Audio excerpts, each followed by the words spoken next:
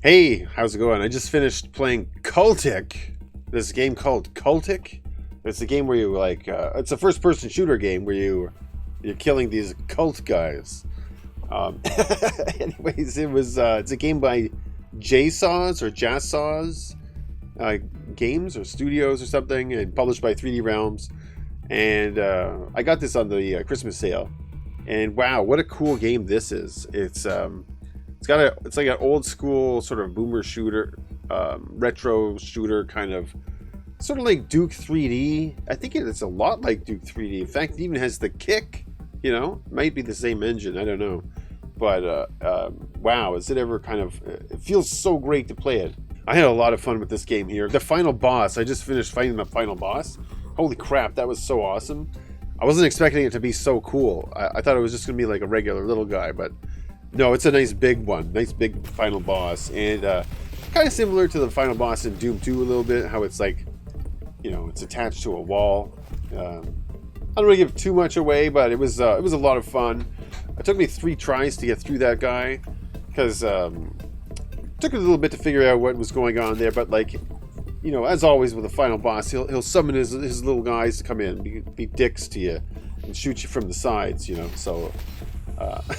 He's got to survive that for a while, and then it's okay.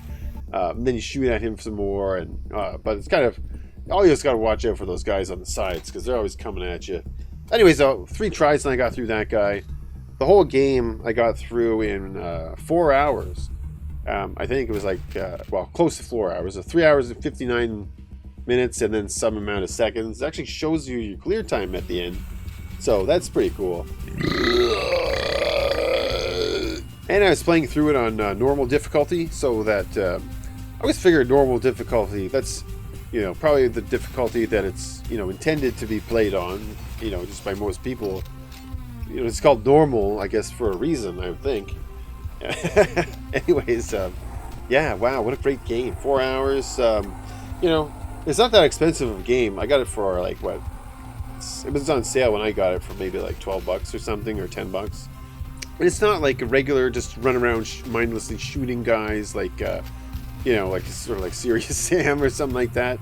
It's actually kind of creepy in some parts too. It almost seems a bit like a horror FPS because there's some sort of scary parts where you're in the dark. You only have a flashlight, and there's just guys will be just coming out at you. There's this one part you're in the dark forest, and it's there's no map in this game either, so you have to actually remember everywhere you're going, and so you can get lost pretty good. And getting lost in the dark with all these sort of weird zombies that you haven't seen before suddenly coming out at you, it's a bit creepy. It's so good though. This game is it's really fun, really good game. A lot of different enemy types in here. Some of them are really cool, really well designed enemies. Some of the big guy, this one big guy with this mouth in his chest. What a cool enemy this guy is. And he's got this cool area attack where he does blast stuff out of his chest mouth. So cool. So cool. A lot of cultists, different colored kind of cult members with the different robes. You can tell them apart, and then different robes have different guns. I guess they get different guns by their cult rank. They all die pretty good with a shot to the head though. That's pretty good. You see it just pop right off. This awesome splatter sound effect. The sounds are really good in this game for the most part, especially the sound when you explode things' heads and the guts and everything go all over the place. It sounds really gross and juicy, and it's a fun sound. It sounds great, so it makes you want to shoot more heads. And the music in this game, it was really good music too. Everything fit nicely with the game. And at times it was very quiet too. You could hear crickets chirping or sort of background sounds, and because it's trying to scare you and creep you out and stuff, right? So it doesn't have the music on at that part. You're just in the dark, walking around getting scared.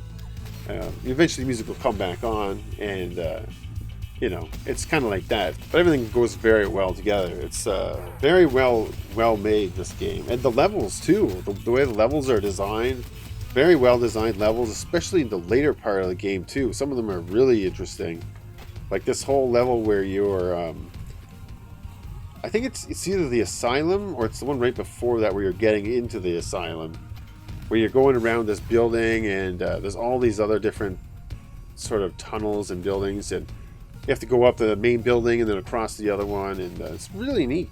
And then once you're in the asylum building, just the way you're going around through it and through the walls and stuff. One place though that I had a bit of a hard time with though was the catacombs, the crypts. Maybe it's called the crypts, where that's a really tight level. Like some of the levels are really open. There's a lot of room to run around and stuff. And some of them though, like this one, really tight, and you're running through these crypts with like a flashlight.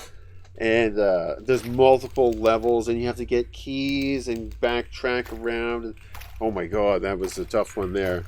I got so lost in there, and there's no map either, so you just have to remember where you're going. So like I'm just walking around trying to like map it out in my mind and stuff. And wow, that level was, that was kind of, I got lost as fuck on that level. But the rest of the levels are really good. I don't really have any complaints about this game. It was great. Actually, I even have one. Not a complaint, but it just kind of took maybe a little bit away from the game. Because it made me feel like I was cheating at one point, because the AI on the later levels in two spots or a couple spots, and not the whole levels, but there's a couple spots, the AI really didn't understand that I was there. And so I was just like butchering these guys, and like I was shooting grenades, blowing up a guy here, but the guy like right here, he didn't see it, he doesn't know. Or the guy's like 2 feet over here, they don't know what's going on.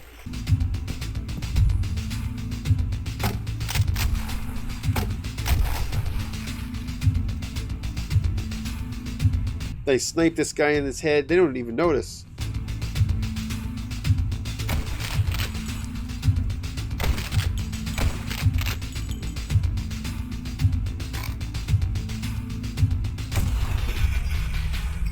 And there's a couple of times where these guys didn't even notice I was there. They just kind of died, because I took advantage of that, of course. But I don't know. It just seems like these guys gave up in the game. They just they surrendered to me and let me do what I wanted. Graphics in this game are really nice too. There's they have this sort of grungy, rusty colored sort of color palette to them, where it's like. It's sort of like they have like the whole color wheel, that sort of circle thing where the colors are all around. It's like they took like a chunk of the color wheel out and said like no purples or pinks or whatever, but all the rest like browns and oranges and stuff. It all has this really rusty kind of look to it, but it's really awesome looking too. Well, not like in the forest though. When you're in the forest part, that looks, it looks good too though. There's green and stuff or whatever, but. I don't know, it just has this really interesting look to it, this game. The art style is really cool. There's also a good variety of weapons, too. There's, I think it goes all the way up to 9 on the keyboard, the weapons. There's, there's a handgun. Nice handgun. It has, like, 10 shots in it, and it fires pretty fast. There's a lever-action rifle, which at the first I thought it was a shotgun, because it looks kind of weird. It almost looks like the barrel's cut off of it. Then there's the shotgun, and I use that the most in this game. The double barrel shotgun. It was very handy to use that one, especially when you upgrade it, because you can upgrade your weapons too in this. There's a Sten, like a little machine gun, like a little SMG thing with like the little side ammo, World War II kind of stuff, And then there's what was the other one there? There was there's a grenade launcher. I found that in a wall somewhere, but then I found it later on too. So all the weapons, you can find all the weapons. None of them are hidden so that you never find them. You can find some early, though, if you find the secret. Because there's secrets in this, too. There's this one rifle that you get. I think it's number 7 or 8 on the keyboard. And it's got a scope on it, and it shoots really fast, and it's really powerful. That one's a really good gun. You can even shoot 2 guys at once. They can go through one guy's head, and it goes right through to the other guy's head. And, like, they both explode. Then you get this gun called the Incinerator, and it has 3 different firing types. There's regular flamethrower where we just like this, and then it has this other one where you just tap the right mouse button, and it'll just fire just one shot at a time, and it'll just like wherever it lands, it'll start on fire and just burn the guys up real good.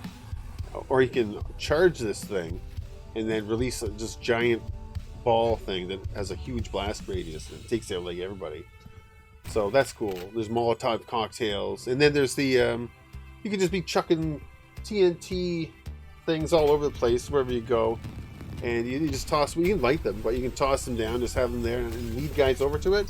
Just take it out with your one shot, and just destroy all the guys with one shot, because you blow up the thing, right? And they're all there, and they all blow up because you have a whole bunch of them. You can pick up all kinds of stuff in this game too. Actually, one of the most powerful weapons in this game is people's eyeballs.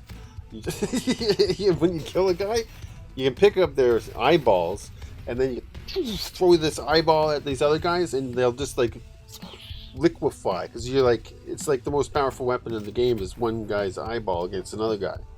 So everything here, this review here or whatever, is just for the solo campaign. There's also a survival mode. I don't really usually do any of that though. I'm mostly interested in just the single player campaigns and stuff. So I would give this, just a single player campaign, based on that, I would give this a 9 out of 10 for sure. But there is that survival mode, right? So maybe that would bump it up if you like that kind of thing. Maybe it's higher than a 9 out of 10.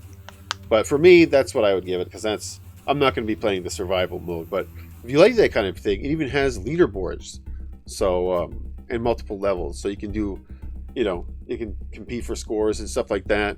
And that's fun to do. It always adds more, playability to a game, or more replayability, I would say, and more reasons to go back to it. I don't know if I would go back to playing this game again.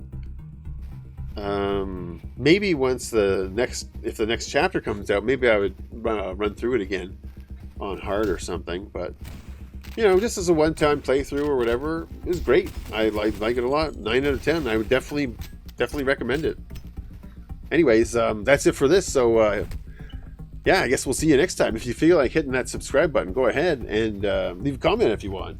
Let me know if there's any cool games you want me to check out, any like FPS games or like old school games like this. I actually found a bunch of them over on GOG.com. I just was over there looking for something, and there was like all these old FPS games that I missed when I was growing up, that I was like, oh my god, you have that? And then there was the ones that I've never even heard of before, and they look kind of interesting, so I should check those out. I also want to play Heretic and Hexen again. Those games, I haven't played those in forever. This game made me want to play those ones again too, so it's kind of cool like that. I like that. Anyways, check this out. Check out the Cultic. It's on Steam or whatever. We'll see you later. Have a good one.